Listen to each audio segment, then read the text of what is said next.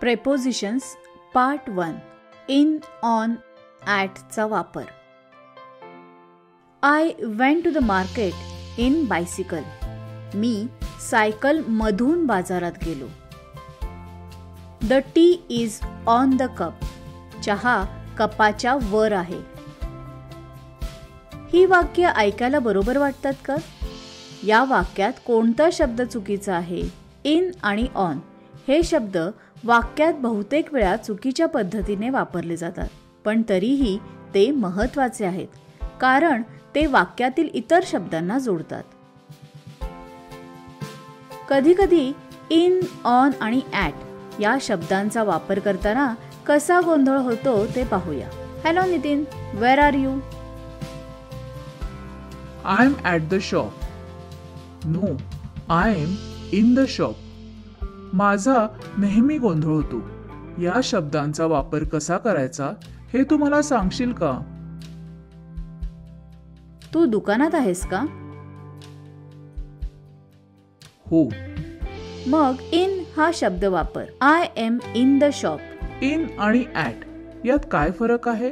तुम्ही एखाद्या जागेच्या आत असाल तर इन हा शब्द वापरला जातो. ॲटचा वापर ढोबळपणे एखादे ठिकाण सांगण्यासाठी, एखादा पॉइंट किंवा एखाद्या गोष्टीचा तळ दाखवण्यासाठी केला जातो. आता मी दुकानाच्या बाहेर उभा आहे, मग मी असं म्हणू का? I am at the shop. अगदी बरोबर. थँक्यू. अजून एक उदाहरण पाहू. Hello Rinki, where are my car keys? Hello Tina, the keys are in the desk. No, the keys are on the desk. मी कोणता शब्द वापरू?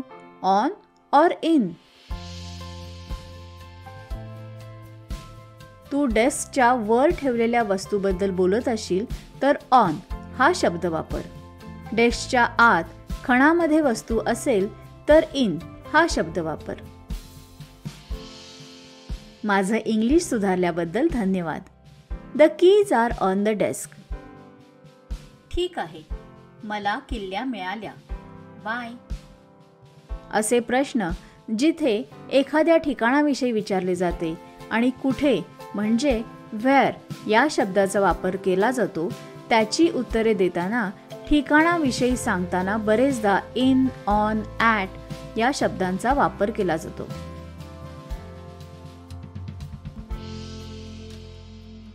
चला काही उदाहरणे पाहू. The cups are in the cupboard. The lamp is on the table. He is waiting at the bus stop.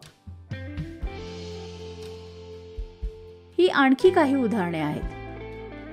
इनचा वापर कसा केला जातो ते पाहूया. I left my bag in the room. The milk is in the fridge. They are sitting in the car. आता on याचा वापर कसा करतात ते पाहू. They are playing on the ground. He drew a picture on the blackboard. The poster is on the wall.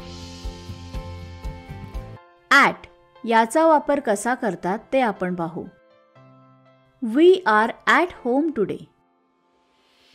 I will meet you at the railway station. They are having a meeting at the office.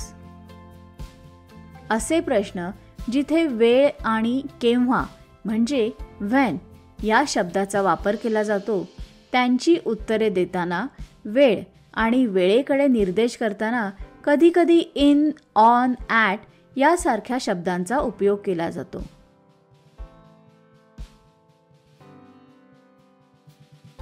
आपण इनचा उपयोग कसा करतो ते पाहू.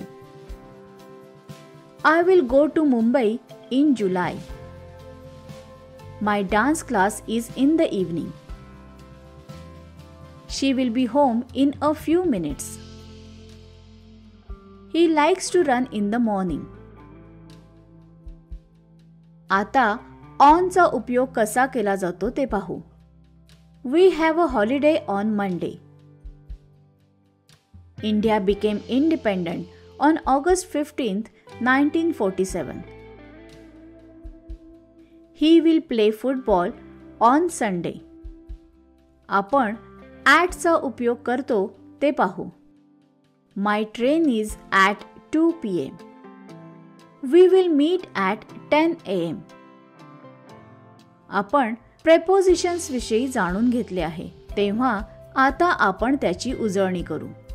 आता एक चित्र पहा आणि सांगा इथे कोणते प्रेपोजिशन वापरले गेले पाहिजे. व्हिडिओ थोडा वेळ थांबवा आणि उत्तर शोधा. व्हिडिओ पुन्हा सुरू करा आणि तुमचे उत्तर तपासा. तुमचे उत्तर बरोबर होते का? तुम्हाला ही संकल्पना म्हणजेच कॉन्सेप्ट समजली असेल.